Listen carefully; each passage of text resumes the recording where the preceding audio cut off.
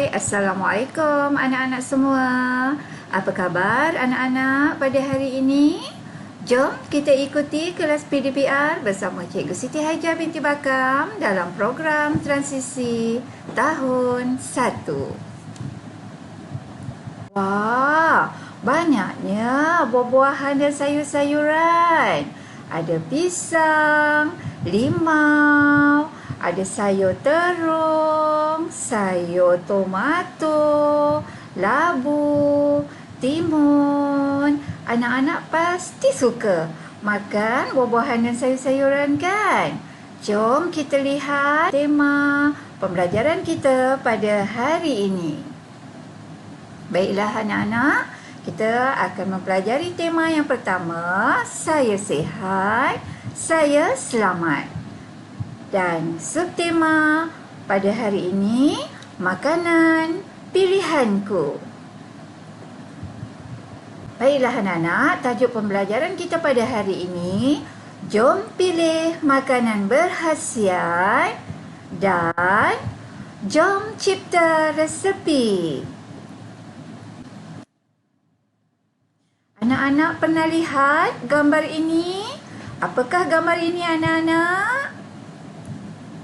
Gambar ini adalah gambar piramid makanan. Apa dia piramid makanan anak-anak?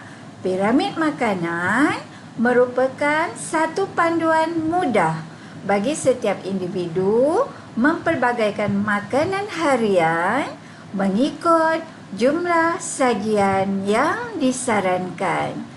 Baiklah anak-anak, mari kita teroka gambar piramid ini satu persatu. Baik anak-anak, mari kita lihat apa dia makanan yang terdapat pada aras pertama. Okey, makanan yang terdapat pada aras 1 terdiri daripada nasi, roti, sumber biji-bijirin dan ubi-ubian. Baik, makanan pada aras 1 kita perlu mengambilnya dengan kuantiti yang secukupnya antara 4 hingga 8 sajian sehari. Baiklah anak-anak, seterusnya kita pergi kepada aras 2 yang terdiri daripada sayur-sayuran dan buah-buahan. Sayur-sayuran kita perlu mengambilnya 3 sajian sehari, sementara buah-buahan kita perlu mengambilnya 2 sajian dalam sehari. Seterusnya pada aras 3 anak-anak. Okey, kandungan makanan yang terdapat pada aras 3 terdiri daripada ikan, ayam, daging, kekacang, susu dan telur. Baik, makanan ini kita perlu ambil dengan kadar yang sederhana. Bagi ayam, daging dan telur kita perlu ambil antara sebahagian hingga 2 sajian sehari. Sementara ikan kita perlu mengambilnya dengan kadar 1 sajian sehari. Dan kekacang kita perlu ambil sebahagian hingga 1 sajian sehari. Seterusnya kita pergi kepada aras 4 pada puncak piramid makanan. Baik, pada aras 4 makanan yang terdiri daripada makanan yang mengandungi lemak, minyak, gula dan garam. Justru kita perlu mengambilnya dengan kadar yang sedikit. Baiklah anak-anak, mari kita melihat apakah makanan yang berkhasiat. Di sini cikgu sertakan 4 gambar makanan yang berkhasiat. Gambar pertama, pasti anak-anak selalu mengambilnya setiap hari. Apakah gambar tersebut anak-anak? Ya, gambar tersebut adalah nasi yang merupakan makanan asasi kita pada setiap hari. Marilah anak-anak kita lihat gambar yang kedua. Apakah gambar yang kedua? Makanan ini enak jika kita makan panas-panas setelah dibakar bersama margarin, pelanta dan kaya. Apakah makanan ini anak-anak? Ya, makanan ini adalah roti. Pada gambar yang ketiga ini pasti anak-anak tidak menyukainya, kan? Nah, terutama apabila disaji bersama nasi dan lauk pauk. Okey, apakah gambar ini? Gambar ini adalah gambar sawi dalam kategori sayur-sayuran. Mari kita lihat gambar yang keempat. Ada warna hijau, merah dan ungu. Pasti anak-anak menyukainya, kan? Okey, apakah gambar tersebut? Okey, gambar tersebut adalah gambar buah anggur yang terdiri dalam kategori buah-buahan. Baiklah, keempat-empat makanan ini adalah merupakan makanan yang berkhasiat yang perlu kita ambil pada setiap hari dalam sajian pemakanan kita. Baiklah anak-anak, setelah kita melihat makanan yang berkhasiat, okey, sesungguhnya makanan ini banyak kebaikannya kepada kita semua. Apakah kebaikan makanan yang berkhasiat? Anak-anak, apakah kebaikan makanan berkhasiat? Mari kita menerokainya. Okey, kebaikan yang pertama untuk pembesaran manusia. Kedua, untuk perkembangan mental. Ketiga, memberikan vitamin yang cukup. Dan yang keempat, mengawal risiko obesiti. Apakah obesiti anak-anak? Cikgu Siti? Bukan. Obesiti adalah masalah kegemukan. Pasti anak-anak tidak suka gemuk, kan? Jadi, untuk mengawal risiko obesiti, kita perlulah mengamalkan makanan yang berkhasiat setiap hari.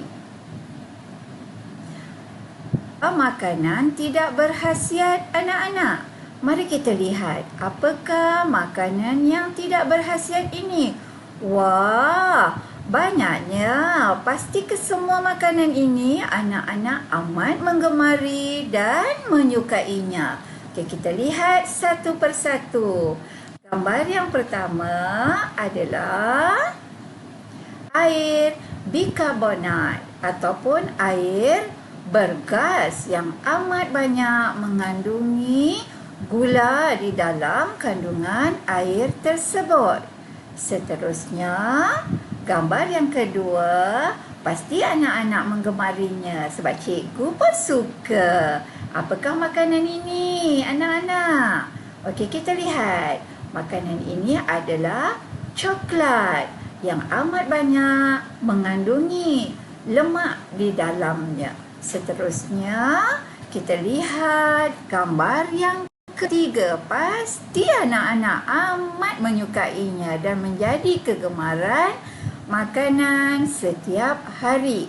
Tapi anak-anak, makanan ini adalah makanan yang tidak berkhasiat untuk kita amalkan. Apakah makanan ini? Okey, makanan ini adalah makanan ringan yang biasanya kita akan menyebutnya dengan perkataan jajan. Okey, kenapa makanan ini tidak berkhasiat anak-anak? Kerana makanan ini mengandungi banyak bahan perisa dan bahan pewarna. Baiklah, makanan yang keempat pasti menjadi kegemaran anak-anak semua. Apakah makanan ini anak-anak? Okey, makanan ini adalah aiskrim. Pasti anak-anak suka kan memakannya pada hari panas. Namun anak-anak, makanan aiskrim ini banyak mengandungi gula. Apakah keempat-empat makanan ini anak-anak? Makanan tersebut adalah makanan tidak berkhasiat. Okey anak-anak, setiap makanan yang tidak berkhasiat ini pasti ada keburukannya. Mari kita lihat apakah keburukan makanan tidak berkhasiat. Yang pertama, akan menyebabkan kerosakan gigi. Kedua, masalah obesiti. Apa dia obesiti anak-anak? Tadi cikgu dah terangkan kan? Obesiti adalah masalah kegemukan. Yang ketiga, akan menyebabkan kita kurang bertenaga dan tidak bermaya untuk menjalankan aktiviti seharian. Keburukan yang keempat akan menyebabkan pelbagai penyakit. Contohnya seperti sakit darah tinggi, kencing manis, sakit jantung dan juga buah pinggang. Jadi untuk mengelakkannya semua, kita haruslah hindarkan mengambil makanan tidak berkhasiat pada pengambilan makanan kita setiap hari. Baiklah anak-anak, setelah kita belajar mengetahui makanan yang berkhasiat dan tidak berkhasiat, jom anak-anak kita bermain sambil belajar. Anak-anak masih ingat lagi apakah gambar ini? Tadi cikgu sudah terangkan. Gambar ini adalah gambar sayuran. Okey, sayur ini ialah sayur sawi. Adakah sawi ini berkhasiat? Mari kita lihat anak-anak jawapannya. Ya, sawi adalah makanan yang berkhasiat. Jadi kita perlu kerap mengambil sayur sawi dalam hidangan sajian makanan kita. Seterusnya, wah, cantiknya, berwarna-warni, bertingkat-tingkat. Pasti anak-anak suka makanan ini. Selalunya bila sambutan hari jadi pasti akan menjadi hidangan utama. Apakah makanan ini anak-anak? Ya, kek. Adakah kek ini berkhasiat ataupun tidak? Mari kita lihat jawapannya. Ya, kek adalah makanan yang tidak berkhasiat. Justru kita perlu kurangkan mengambil kek dalam makanan kita seharian. Baiklah anak-anak, kita lihat lagi. Wah, pasti anak-anak semua suka makanan ini. Cikgu pun suka juga. Ada air bikarbonat, ada ayam goreng, ada kentang. Tapi adakah makanan ini berkhasiat anak-anak? Apakah nama makanan ini? Pasti semua tahu. KFC. Adakah KFC berkhasiat? Mari kita lihat anak-anak. Ya, KFC tidak berkhasiat. Jadi, kita kena kurangkan mengambil makanan KFC dalam pengambilan pemakanan kita setiap hari. Baiklah anak-anak, mari kita bermain lagi. Kita lihat gambar yang keempat. Wah, berwarna kuning. Pizza ke anak-anak? Bukan. Ini gambar buah-buahan. Tapi buah apa ya? Mangga? Betik? Adakah ini buah pisang? Cuba kita lihat. Ya, ini adalah buah pisang. Adakah dia berkhasiat ataupun tidak untuk kita mengambilnya dalam pemakanan kita anak-anak? Mari kita lihat. Ya, pisang adalah makanan yang berkhasiat. Jadi selepas ini anak-anak kena kerap makan pisang setiap hari. Baiklah anak-anak, setelah kita belajar, setelah kita bermain, pada hari ini cikgu ada menyediakan satu tugasan untuk anak-anak selesaikan. Apa tugasan hari ini anak-anak? Anak-anak perlu cipta satu resepi baharu makanan sihat. Okey, dalam menu tersebut anak-anak perlu tuliskan nama menu, bahan-bahan yang diperlukan dan cara penyediaan resepi yang anak ciptakan pada hari ini. Tugasan hari ini, anak-anak perlu hasilkan menu tersebut dalam sehelai kertas bersaiz A4. Bagaimana cikgu nak buatnya? Macam susah sahaja. Baiklah, cikgu akan berikan panduan kepada anak-anak untuk menyiapkan tugasan hari ini. Mari kita lihat anak-anak. Inilah dia tugasan yang cikgu masukkan tadi. Anak-anak perlu ada nama menu, bahan-bahan yang diperlukan dan cara-cara penyediaan. Ada langkah demi langkah untuk menyiapkan sajian resepi menu sihat yang anak-anak ciptakan pada hari ini. Baiklah anak-anak, cikgu rasa pembelajaran kita setakat ini sahaja. Cikgu harap anak-anak perlu amalkan makanan sihat dan hindarkan makanan yang tidak sihat. Sekian, terima kasih. Sampai jumpa lagi. Stay safe and stay at home. Bye.